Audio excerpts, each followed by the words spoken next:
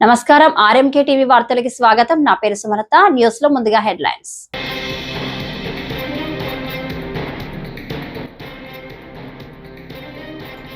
జమ్మూ కాశ్మీర్ లో వరద బీభత్సవం. డోడా రాజౌరి జిల్లాలో పలు ఇళ్లు ధ్వంసం.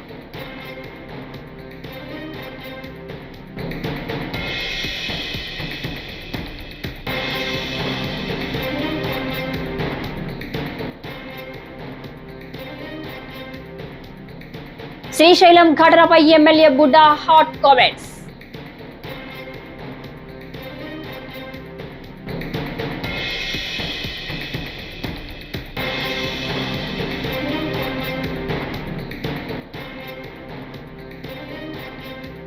వైసీపీ నేతను కంటి చూపుతో లేపేస్తాం కేంద్ర మంత్రి శ్రీనివాస వర్మ.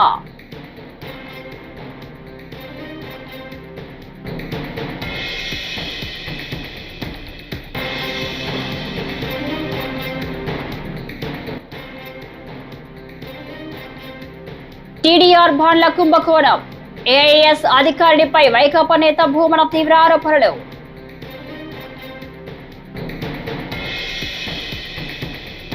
ఇక డీటెయిల్స్ వస్తే ఓ సీనియర్ ఐఏఎస్ అధికారిపై వైకాపా నేత భూమన కరుణాకర్ రెడ్డి తీవ్ర ఆరోపణలు చేశారు. టీడీఆర్ బాండ్ల కుంభకోణంలో ఆమె పాత్ర ఉందన్నారు. ఈ మేరకు భూమన ఓ వీడియో విడుదల చేశారు. వైకాపా హయాంలో ఆ అధికారిని పురపాలక శాఖ బాధ్యతలను పర్యవేక్షించారు.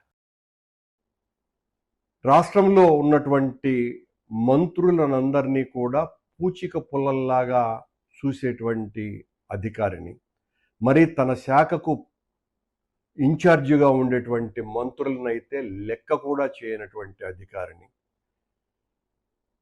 ఆ అధికారిని డబ్బులు సంపాదించటమే తప్ప ఏ నైతిక విలువలు లేనటువంటి మనిషిగా, ఒక మాటలో చెప్పాలంటే ఓ తాటకిలాగా కింది అధికారుల పట్ల వ్యవహరించేటువంటి ఆమె, తిరుపతిలో మేము నూతనంగా రోడ్లు వేస్తున్నాము కనుక ఆ రోడ్లను కోల్పోయి, ఆ రోడ్ల వలన స్థలాలు కోల్పోయేటువంటి వాళ్లను టీడీఆర్ బాండ్ల పేరుతో దోపిడీ చేయటానికి, తద్వారా 100 కోట్లు నొక్కియటానికి ఆవిడ పన్నిన కుటిల పన్నాగాన్ని అడ్డుకున్నాము అన్నటువంటి దుగ్ధతో, కోపంతో ఆవిడ తెలుగుదేశం పార్టీకి సంబంధించిన మా పక్క జిల్లా నేతలకు ఈ విషయాన్ని చెప్పి, ఏం మాట్లాడినా చెల్లుతుంది కాబట్టి 2,000 కోట్ల రూపాయలు అవినీతి జరిగిందేనని ఆ రోజు నుంచి ఈ రోజు వరకు కూడా మా మీద ఎంత ప్రచారం చేశారో అందరికీ కూడా తెలుసు. ఇప్పుడు మళ్ళీ చెప్తున్నాను, నేను ఏ విచారణకైనా సిద్ధమే. 1 రూపాయ అవినీతి మేము చేసి ఉండినా మేము దేనికైనా కూడా ఆ శిక్షకు బద్దులమై ఉంటామనని. కానీ ఈ అవినీతి అధికారిని గత 30-35 సంవత్సరాలుగా తను ఎక్కడ పనిచేసినా 100,000 కోట్ల రూపాయలు లూటీ చేసి, చివరకు అత్యున్నత న్యాయస్థానం కూడా మీ నీతి గురించి మాకు చాలా బాగా తెలుసులేనని వెటకారపు మాటలు పడ్డటువంటి అధికారిని, ఓ పూతనకు ఏమాత్రమూ తక్కువ కాదు, లంకిణి కంటే కూడా చాలా విపరీతమైనటువంటి చేష్టలు ఉన్నటువంటిది.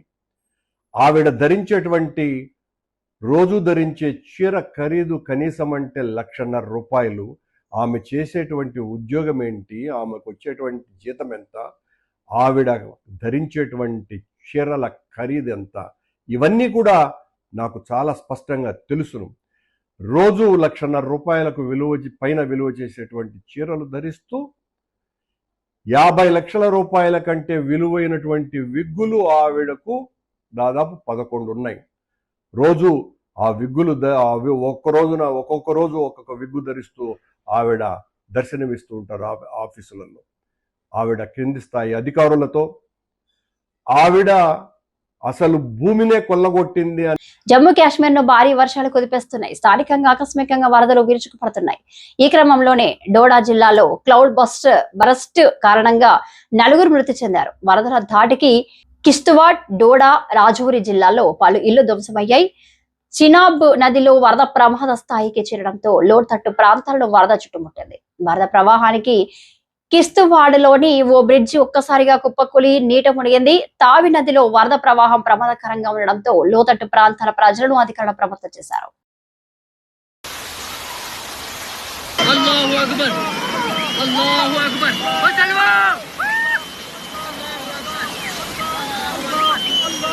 అల్లాహు అక్బర్ సల్వా వసల్వా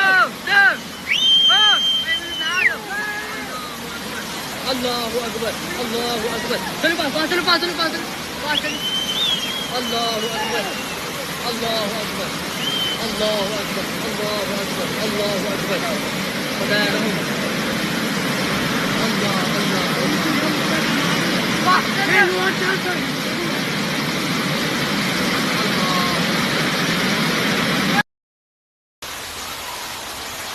అల్లాహు అక్బర్ అల్లాహు అక్బర్ వసల్వా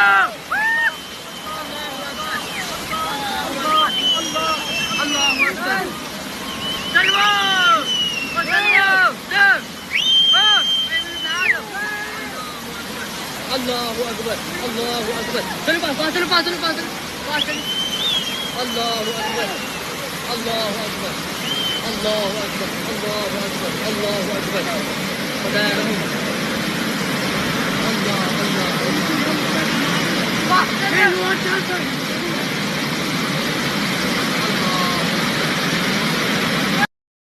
వైసీపీ నేత కొట్టు సత్యనారాయణపై బీజేపీ ఎంపీ కేంద్ర మంత్రి శ్రీనివాస వర్మ మండిపడ్డారు. తీసేస్తాం వేసేస్తాం అంటే చూస్తూ ఊరుకునేవారు ఎవరూ లేరని కేంద్ర మంత్రి వర్మ అన్నారు. కొట్టు సత్యనారాయణను లేపేయడానికి కత్తులు కఠార్లు అవసరం లేదని, కూటమి కార్యకర్తల వైపు చూస్తే కంటి చూపుతో లేపేస్తామని శ్రీనివాస్ వర్మ వార్నింగ్ ఇచ్చారు. మంచితనాన్ని చేతగనితరంగా తీసుకోవద్దన్నారు.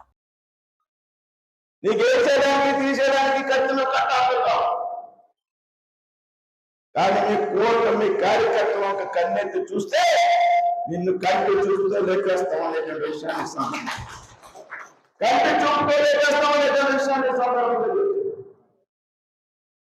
మాకు అలవాటు అంటే మంచితనాన్ని చేతకాంతంగా తీసుకుంటే అది నీ అవివేకం కానీ నువ్వు అనుకున్న విషయం సాధ్యం కాదనేటువంటి విషయాన్ని సభ చెబుతుంది. ఇకపోతే అనంత విషయం నా ప్రజాపేట నా పార్లమెంట్ లో మొట్టమొదటిగా తాడేపల్లిగూడెం. ఎందుకంటే ఒక వాణిజ్యపరమైనటువంటి పట్టణం, ఒక ప్రధానమైనటువంటి రహదారి ఉంది. తాడేపల్లిగూడెం అసెంబ్లీ డెవలప్ చేయాలనేటువంటి ఆలోచన. నేను పార్లమెంట్ సభ్యుడయ్యాక దాదాపు 250 కోట్లతో 4 ఫ్లైఓవర్లను నిర్మించడానికి అనుమతులు తెచ్చాం. రైల్వే స్టేషన్ అభివృద్ధికి 27 కోట్లు తెస్తే 27 కోట్లు సరిపోదు, ఇంకా కావాలంటే ఈ మధ్య కాలంలో మళ్ళీ 18 కోట్ల రూపాయలు మంజూరు చేశారు. రైల్వే పూర్షేటు రైలు రోడ్డు నిర్మాణానికి 8,000 కోట్లు మంజూరు చేశారు. ఇవన్నీ పేపర్ మీద లెక్కలు కాదు, పేపర్ మీద లెక్కలు కాదు, ఆధునిక బడ్జెట్ లో నిధులు విడుదలయ్యాయి అనేటువంటి విషయాన్ని సందర్భంగా నరికేస్తానంటే చూస్తూ ఊరుకునేటువంటి డబ్బుతో కూడని కార్యకర్తలు కావాలనేటువంటి విషయాన్ని నీకు వేసేదానికి తీసేదానికి కత్తులు కట్టాలు కావు. కానీ మీ కూటమి కార్యకర్తలు ఒక కన్నెత్తి చూస్తే నిన్ను కంటి చూపుతో లేపేస్తాం అనేటువంటి విషయాన్ని కంటి చూపుతో లేపేస్తాం అనేటువంటి విషయాన్ని సందర్భంగా మాకు అలవాటు అంటే మంచితనాన్ని చేతకాంతంగా తీసుకుంటే అది నీ అవివేకం కానీ నువ్వు అనుకున్న విషయం సాధ్యం కాదనేటువంటి విషయాన్ని సభ చెబుతుంది. శ్రీశైలం ఘటనపై ఎమ్మెల్యే బుడ్డ రాజశేఖర్ రెడ్డి హాట్ కామెంట్స్ చేశారు. తాను మద్యం సేవించి అటవీ అధికారులపై దాడి చేశారని నిరూపిస్తే మోకాలపై కూర్చొని క్షమాపణలు చెబుతారని బుడ్డ అన్నారు. నేను మద్యం సేవించి దాడి చేసినట్లు వైసీపీ నేతలు అంబటి రాంబాబు, శిల్ప చక్రపాణి రెడ్డి అంటున్నారు. నా పక్కన కూర్చొని వారిద్దరూ మందు కలిపిచ్చారా? నాపై తప్పుడు ఆరోపణలు చేసిన వారిపై పరువు నష్టం దావా వేస్తా అని ఆయన ఆగ్రహం వ్యక్తం చేశారు. రాజశేఖర గెస్ట్ హౌస్ లో మందు తాగి వచ్చి గేట్లు తెలుసకుండా పోతున్నాడు. వీడు నా పెగ్గు కలుపుతున్నాడా? ఏమయ్యా ఈ చక్రపాణి రెడ్డి ఆ అంబటి ఎవరు వీళ్ళిద్దరు గెస్ట్ హౌస్ లో నాకు పెగ్గు కలుపుతున్నారా? అంటే అప్పుడే కదా నేను గెస్ట్ హౌస్ లో ఇప్పుడు నేను గెస్ట్ హౌస్ లో మందు తాగి వచ్చానంటే వాళ్ళు నా పక్కన ఉంటేనే కదా, లేకపోతే ఎటు వస్తుంది నేను గెస్ట్ హౌస్ లోకి వచ్చినట్టు? వీళ్ళిద్దరు ఒకైనా పెగ్గు కలపాలి, ఒకైనా సోడా నీళ్లు కలపాలి, అంతేనా? లేకపోతే నేను మంది అయిన ఎట్టు తెలుస్తుంది వాళ్ళకు? బుద్ధి జ్ఞానం లేకుండా ఏమి జరిగింది అక్కడ, అసలు వాస్తవాలు ఏంది ఇవి తెలుసుకోకుండా మీడియా ఉంది కదా అని చెప్పేసి నీ చూపించే ఒక డొక్కు మీడియా ఒకటి పెట్టుకున్నావు, ఒక డొక్కు పేపర్ ఒకటి పెట్టుకుని పెళ్లి ఉంది కదా అని చెప్పేసి ఇష్టం వచ్చేది రాస్తే ఊరుకుంటారా? వీళ్ళ తాటాకు తప్పలకు మనమే భయపడం లేదు. మళ్ళా ఆయన ఏం మాట్లాడతారు? చంద్రబాబు నాయుడు గారు, పవన్ కళ్యాణ్ గారు, ఎందుకంటే అశోక్ మీద కూడా కేసు ఉంది, జనసేన ఇన్ఛార్జ్ కదా, అంటే వాళ్ళ ప్లాన్ పాపం ఏమని పెట్టదా బీజేపీ ఇన్ఛార్జి, అవునా? ఈమెను కూడా పెట్టేటే సరిపోయింది అనుకుంటున్నారేమో. వెనక బండ్లో కూర్చోయింది, మర్చిపోయినారని చెప్పలేమ్మా నిన్నెటను. ఈ దరిద్రపు నాయన ప్రజలకు ఏం కావాలన్నా చూడండి అయ్యా. అధికారంలో ఉన్నాను, నేను ఏదైనా చేయకుంటే వేలెత్తి చూపండి, చేస్తాను. అది కానీ పనికిమాల విషయాల మీద ఫోకస్ పెట్టుకొని అక్కడ ఏం జరిగిందో నీకు తెలియదు, కనుక్కోవాలన్న జ్ఞానం లేదు నీకు. మంత్రి గారు ప్రోగ్రాంకి వచ్చారు మన నియోజకవర్గానికి. నేను ఆత్మకూరు నుంచి బయలుదేరి గెస్ట్ హౌస్ ఎప్పుడు ముందు బాగు జ్ఞానంగా నేను శ్రీశైలమే చేరలే, దానిలోనే ఉన్నాగా. దోర్నాల దగ్గర చెక్ పోస్ట్ టయానికే దాటినా, నేను 9 గంటలకు గేటు పూస్తారు, అవునా? టయానికే దాటినా, అక్కడికి పోయినా శిఖరం దగ్గర బండి ఆపిన. ఎందుకంటే అప్పుడు 10 గంటలైంది, నాకు ఎదురుగా బండ్లు వస్తున్నాయి, రాకూడదు. కొంతమంది వదులుతున్నారు, కొంతమంది వదలడంలో వాళ్ళు ఏదో చిన్న గలాట పెట్టుకున్నారు. నేను బండి ఆపి వాళ్ళని నడిచి ఎవరెవరు డ్యూటీలు ఉన్నారో ఫోటోలు తీసుకున్నాను. ఇది నేను చేసినదయ్యా. వాడిని మన పిల్లోడు, వాడికి వాడు ఎవడైతే నేను కొట్టానని చెప్తారో వాడు మన పిల్లోడే. నాకు చేయి ఫ్రీగా తిరుగుతుంది, రారా సార్ మరి కొట్టాడు ఇల్లు తిరుగుతుంది. ఆ పిల్లోడు మన పిల్లోడు, వాళ్ళని కొడతాయి. నేను ఈ రోజు నేను కాదు వాళ్ళనే కూర్చోవను. ఎవరైతే ఆ ఇస్మాయిల్ అని పిల్లోడో మన పిల్లోడో కాదో, లేకపోతే వైఎస్ఆర్ పార్టీడో కనుక్కోవాలి. యశోలో మందు తాగొచ్చి గేట్లు తెరసకుంటే ఎమ్మెల్యే వస్తే నువ్వు గేటు తీయవా అని కొట్టానంట. దిగి ఎక్కిన ఇందాక ఒక పక్క చక్రపాణి పెగ్గు వస్తుంటే ఒక పక్క అంబటరాంబాబు సోడా నీళ్ళు చెప్తాడు. వాస్తవాలు తెలుసుకోకుండా అనవసరంగా మాట్లాడి దాని పెద్ద రాత్మంతుంది ఏమి కాదు మనకు. పార్టీలు కూడా 2 పార్టీలు క్షుణ్ణంగా, అంటే చంద్రబాబు నాయుడు గారు కానీ అటు పవన్ కళ్యాణ్ గారు కానీ విషయం ఏం జరిగింది అని క్షుణ్ణంగా తెలుసుకున్నారు కాబట్టి మనం లేదు.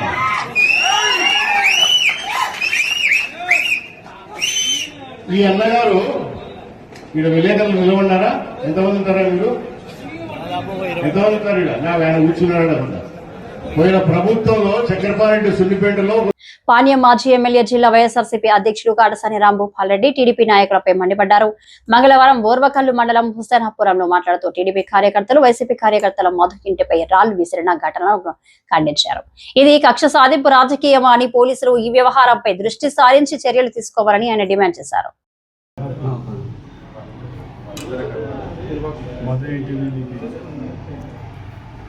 తెలుగుదేశం నాయకులు వచ్చి ఈ విధంగా దౌర్జన్యం చేయడం అనేది ఈ ఊళ్ళో ఇది 5వసారో 6వసారో. మొత్తం ఎంగన్నను ఒకసారి ఎంగన్నను కూడా ఆ రోటర్ భాష అతని ఇంటి మీదకి పోయినారు. ఇంకా రామకృష్ణ ఇంటి మీదకి పోయినారు, వీళ్ళు ఇంటి మీదకి వచ్చినారు. అంటే ఇది మేము పోలీసులను కూడా రిక్వెస్ట్ చేసేది ఒకటే, ఒకవేళ మేము తప్పు చేస్తే మా మీద యాక్షన్ తీసుకొని, కానీ ఇట్లా తెలుగుదేశం వాళ్ళు ఇళ్ళ మీదకి వచ్చి దౌర్జన్యాలు చేసినా కూడా కనీసం వాళ్ళకి మీరు భయం అనేది పెట్టకపోతే ఏ విధంగా ఉంటుందో ఒకసారి పోలీసు వాళ్ళందరూ కూడా ఆలోచించాల్సిన అవసరం ఉంది. ఒకటి నిన్న మాత్రం ఎస్ఐ గారు బాగానే స్పందించినారు, దానికి మాత్రం మళ్ళీ మనం మాట్లాడడం కూడా బాగుండలేదు, మళ్ళీ చేసినా నువ్వు వద్దని చెప్పుకో, మళ్ళీ చేయలేదని చెప్పాను. నేను ఇమ్మీడియట్గా మన వాళ్ళు నా తిరుపతి ఫోన్ చేస్తాను, ఇమ్మీడియట్గా పోలీసులు వచ్చి ఎస్ఐ వచ్చి వాళ్ళందరూ వచ్చి కూడా. కానీ ఇటువంటి పునరావృతం కాకుండా చూడాలనేది పోలీసులను కోరడం జరుగుతుంది. మేము పోలీసులను ఒకటే కోరుతున్నాం, మీరేమో కేసులు తెలుగుదేశం వాళ్ళు పెట్టే కేసులు మాత్రం ఇమ్మీడియట్గా కేసులు రిజిస్టర్ చేస్తుంది. అదే వైసీపీ వాళ్ళకి అన్యాయం జరిగితే మాత్రం కేసులు పెట్టే పరిస్థితి లేదు. మీరు మోటార్ సైకిల్ యాక్సిడెంట్ వచ్చి ఇంటి దగ్గర అతన్ని వాళ్ళ ఇంటి దగ్గర ఏం నాగరాజును మోటార్ సైకిల్ తగిలించింది వాళ్ళే, మళ్ళీ కేసు పెట్టింది అతని మీద మళ్ళీ కేసు. బాపట్ల పట్టణంలోని గ్రోమోర్ ఎరువుల దుకాణాన్ని జిల్లా కలెక్టర్ వెంకటమురళి మంగళవారం ఆకస్మికంగా తనిఖీ చేశారు. దుకాణంలో ఉన్న స్టాక్ రికార్డులను పరిశీలించిన కలెక్టర్ ప్రస్తుతం ఉన్న స్టాక్ ఇండెంట్ వివరాలను సిబ్బందిని అడిగి తెలుసుకున్నారు. గ్రోమోర్ దుకాణం నుంచి RSK కేంద్రాలకు సకాలంలో ఎరువులు పంపిణీ చేయాలని సూచించారు. అలసత్వం వహిస్తే సహించేది లేదని ఆయన హెచ్చరించారు.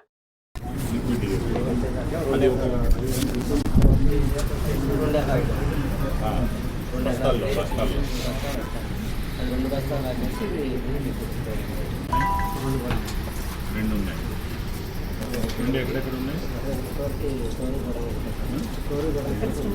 ఇక్కడ ఉంది.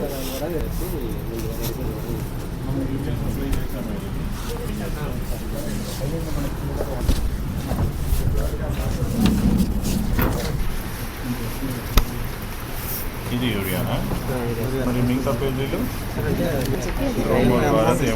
So this is urea neem coated. ఇది వాళ్ళకి 870 బ్యాగ్స్ ఓపెనింగ్ ఉంది సార్. వాటికి బిల్ చేశారు.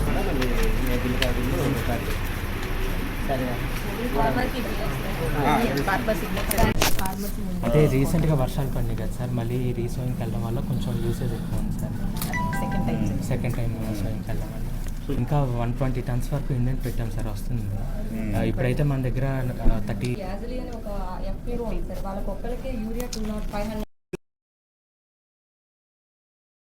ప్రకాశం జిల్లా మార్కాపురం లారీ డ్రైవర్లు మంగళవారం ఎమ్మెల్యే నారాయణ రెడ్డికి క్షమాపణలు తెలిపారు. ఒంగోలు కలెక్టర్ క్యాంపు కార్యాలయం వద్ద జరిగిన నిరసన కార్యక్రమంపై వారు స్పందిస్తూ కాశీరాం సింగ్ అనే వ్యక్తి తనను బ్లాక్మెయిల్ చేసి ఎమ్మెల్యేకు వ్యతిరేకంగా నిరసన చేపట్టేలా ప్రేరేపించాడని వెల్లడించారు. ప్రస్తుతం తమకు ఎలాంటి ఇబ్బందులు లేవని, ఎమ్మెల్యేనే తమ సమస్యలను పరిష్కరించారని తెలిపారు. 15 ఏళ్లుగా మార్కాపురంలో లారీ అసోసియేషన్ లేదని కూడా వారు పేర్కొన్నారు. గౌరవనీయులైన ప్రెస్ వారికి, మా తోటి సహచరులైన లారీ ఓనర్లకి నా నమస్కారము. మేము ఎమ్మెల్యే గారికి మీదకి, ఆటో వారి మీదకి ఏదేదో ప్రెస్ మీట్ పెట్టి అక్కడ ధర్నాలు ఇచ్చేసినాము. అది ఏరే కాశీరామ్ సింగ్ అని అతన్ని చేపించాడు, బ్లాక్మెయిల్ చేసి తీసుకుపోయాడు మమ్మల్ని. మేము ఉద్దేశపూర్వకంగా అయితే పోలేదు. మాకు ఈ ధర్నాలకు ఎటువంటి సంబంధం లేదు. మేము ఎప్పుడు ఎక్కడికి పోయిన వాళ్ళం కూడా కాదు. అతను తీసుకుపోబట్టి పోయినాము. యార్డు వారికి మాకు ఎటువంటి విభేదాలు లేవు. మాకు సక్రమైన రేటే ఇస్తున్నారు. ఎమ్మెల్యే గారు యార్డు వాళ్ళని మమ్మల్ని కూర్చోబెట్టి ఈ ఇద్దరిని కూర్చోబెట్టి కలిపి మాట్లాడి మాకు ఇబ్బంది లేకుండా చేసిండు. ప్రజెంట్ అయితే మాకు ఎటువంటి ఇబ్బంది లేదు. యార్డు వాళ్ళతో కానీ మాకేమి ఇబ్బంది లేదు. అన్నీ బాగానే చేస్తూ ఉన్నారు. మేము దౌర్జన్యంగా ఏదో మమ్మల్ని బ్లాక్మెయిల్ చేసి తీసుకుపోబట్టే మేము పోయినాము. లేకపోతే మేము పోయేటోళ్ళం కాదు. మేము ఎక్కడికి పోలేము, ఎప్పుడు పోము. ఏదైనా పొరపాట్లు ఉంటే క్షమించమని ఎమ్మెల్యే గారికి, యార్డు వారికి కోరుకుంటున్నాం. అమౌంట్ కరెక్ట్గానే ఇస్తున్నారు. ఏరే డబ్బుల గురించి అనే ఏదో బ్లాక్మెయిల్ చేసి పోయినారు. అమౌంట్ గురించి అయితే పోలేదు. వాళ్ళు ఏదో ఊరికే తప్పుడు రాతలని రాసుకున్నారు. దానికి దీనికి ఏం సంబంధం లేదు. డబ్బులు అయితే ఫస్ట్ నుంచి కూడా ఒకటే రేటు కరెక్ట్గానే ఇస్తున్నారు. అసోసియేషన్ లేదు, మార్కాపురంలో లారీ అసోసియేషన్ లేదు. అతను లారీ అసోసియేషన్ ప్రెసిడెంట్ అని చెప్పుకుంటా అక్కడికి పోయినా పేపర్ పెడుతున్నాడు. మా ఇద్దరు పాత పేర్లు ఉన్నాయి దాంట్లో. నేను సెక్రటరీగా, ట్రెజరర్గా ఇట్లా అందరి పేర్లు ఉన్నాయి. ఈ పేర్ల పేపర్ అందరూ ఇచ్చుకుంటా వస్తున్నాడు. అంటే మాకైతే ఎటువంటి సంబంధం లేదు. మేము ఆడ సంతకం కూడా పెట్టలేదు. ఈ ప్రభుత్వం వచ్చి కూటమి ప్రభుత్వం వచ్చి సంవత్సరంన్నర అవుతుంది.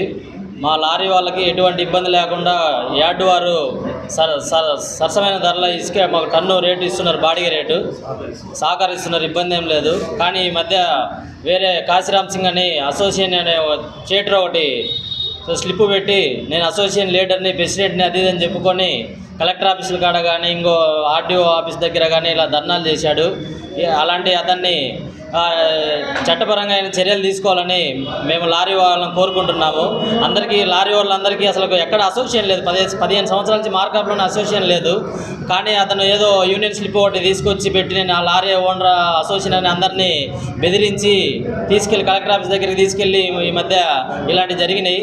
ఎమ్మెల్యే గారి మీద కూడా తప్పుడు ఆరోపణలు చేశాడు. మాకు ఎమ్మెల్యే గారు కానీ ఇసుక యార్డు వారు కానీ కరెక్ట్గా సరసమైన లారీ బాడీలు ఇస్తున్నాడు, ఎటువంటి ఇబ్బంది ఏం లేదు. కానీ అతన్ని ఒక చేటర్ అతని వల్ల అతన్ని ఒక చర్యలు తీసుకోవాలని లారీ వాళ్ళని అందరము కోరుకుంటున్నాము. Thank you. Visakha steel plant భవిష్యత్తుపై కేంద్ర ప్రభుత్వం వెంటనే స్పష్టత ఇవ్వాలని కాంగ్రెస్ పార్టీ బొబ్బిలి నియోజకవర్గ ఇన్ఛార్జ్ ముగ్గడ శ్రీనివాసరావు డిమాండ్ చేశారు.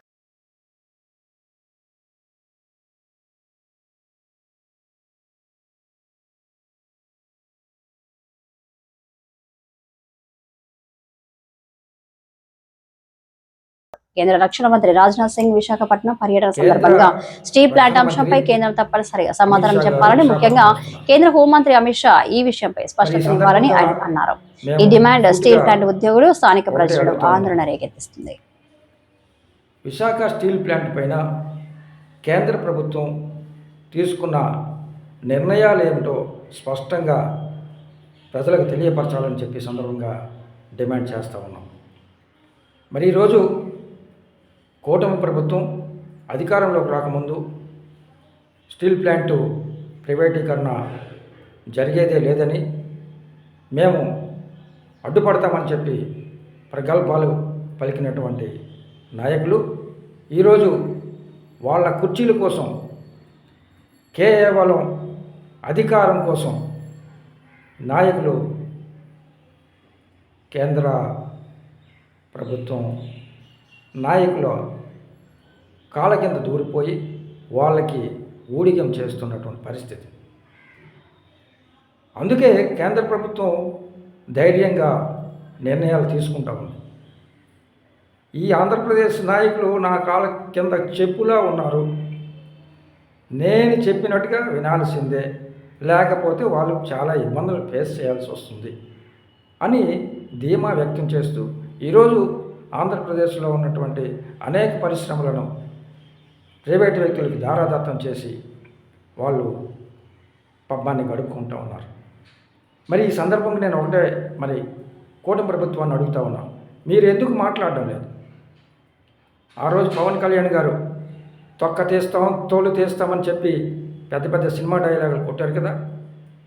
మరి ఈరోజు ఎందుకు మాట్లాడటం లేదని స్టీల్ ప్లాంట్ మీద నేను సూటిగా ప్రశ్నిస్తూ ఉన్నాను. అలాగే కూటమిలో ఉన్న నాయకులందరూ కూడా, చంద్రబాబు నాయుడు గారు కూడా మాట్లాడారు, స్టీల్ ప్లాంట్ ఎట్టి పరిస్థితిలో ప్రైవేటీకరణ జరగదు, జరిగితే మేము ఊరుకోము అని చెప్పి.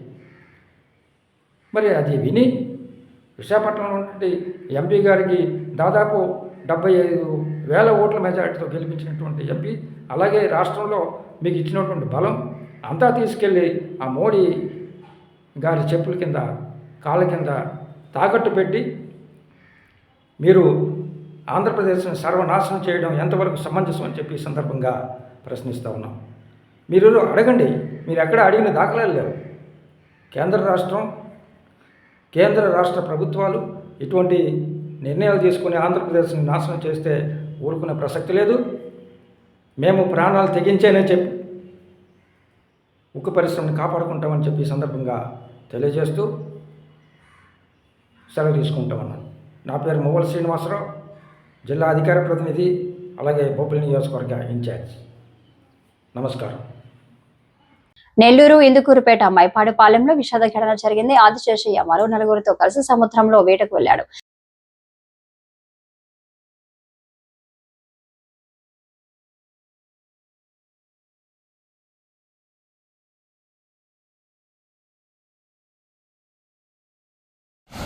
వేట సమయంలో ప్రమాదవశాత్తు గడవ పోల్తా పడడంతో ఆదిశేషయ్య నీటిలో పడిపోయాడు. గమనించిన తోటి వారు కాపాడి ఇందుకూరుపేట ప్రాథమిక ఆరోగ్య కేంద్రం తీసుకెళ్లగా అప్పటికే మృతి చెందినట్టు వైద్యాధికారులు తెలిపారు. ఈ ఘటనపై పోలీసులు కేసు నమోదు చేసి దర్యాప్తు చేస్తున్నారు.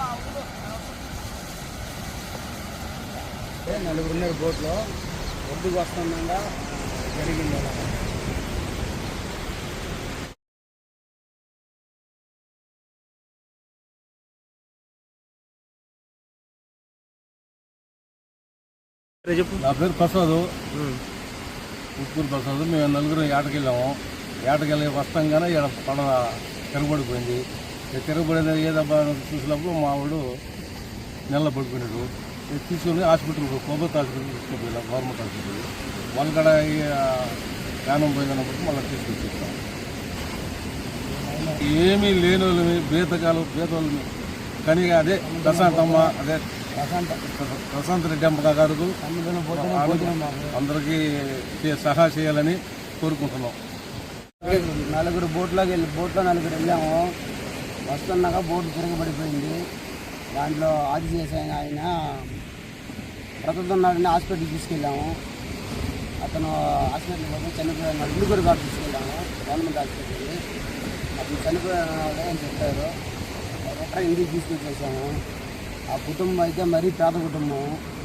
అతను పోతేనే భోజనం ఆ ఇంటికి తినడానికి కూడా లేదు అసలు. మాకు ప్రభుత్వం నుంచి ఏదైనా సహాయం చేయాలా. మన ప్రశాంత్ అమ్మగారు ఉన్నారు, ఎంపీ గారు ఉన్నారు. ఆ కుటుంబానికి ఆదుకొని ఏదో చేయాలని కోరుతున్నాం మేమందరం, గ్రామ ప్రజలందరం. మాది మైపాడు టీవీ అండి. ఒక అమ్మాయి ఉందండి, ఒక బాబు ఉన్నాడండి. అమ్మాయికి మ్యారేజ్ అయింది, ఈ మధ్యలోనే మ్యారేజ్ అయింది.